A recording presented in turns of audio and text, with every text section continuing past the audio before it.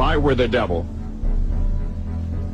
if I were the prince of darkness, I'd want to engulf the whole world in darkness, and I'd have a third of its real estate and 4/5 of its population, but I wouldn't be happy until I had seized the ripest apple on the tree. So I'd set about, however necessary, to take over the United States. I'd subvert the churches first. I'd begin with a campaign of whispers. With the wisdom of the serpent, I would whisper to you as I whispered to Eve, do as you please. To the young, I would whisper that the Bible is a myth. I would convince them that man created God instead of the other way around. I would confide that what's bad is good and what's good is square. And then I'd get organized. I'd educate authors in how to make lurid literature exciting so that anything else would appear dull and uninteresting. I'd peddle narcotics to whom I could. I'd tranquilize the rest with pills.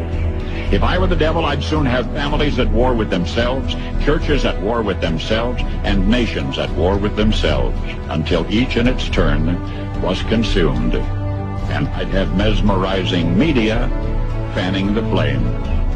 If I were the devil, I would encourage schools to refine young intellects, but neglect to discipline emotions. Just let those run wild.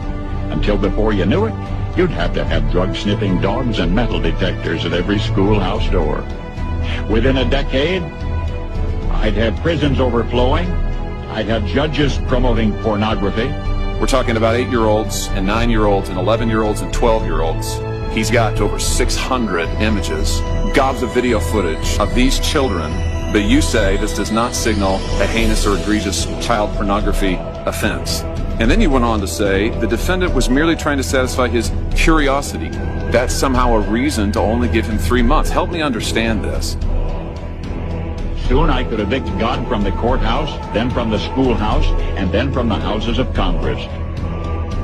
I would lure priests and pastors into misusing boys and girls and church money. If I were the devil, I'd take from those who have and give to those who want it until I had killed the incentive of the ambitious. I would caution against extremes. Donald Trump and the MAGA Republicans represent an extremism that threatens the very foundations of our republic. I would convince the young that marriage is old-fashioned, that swinging is more fun, that what you see on TV is the way to be. In other words, if I were the devil, I'd just keep right on doing what he's doing. Paul Harvey. Good day.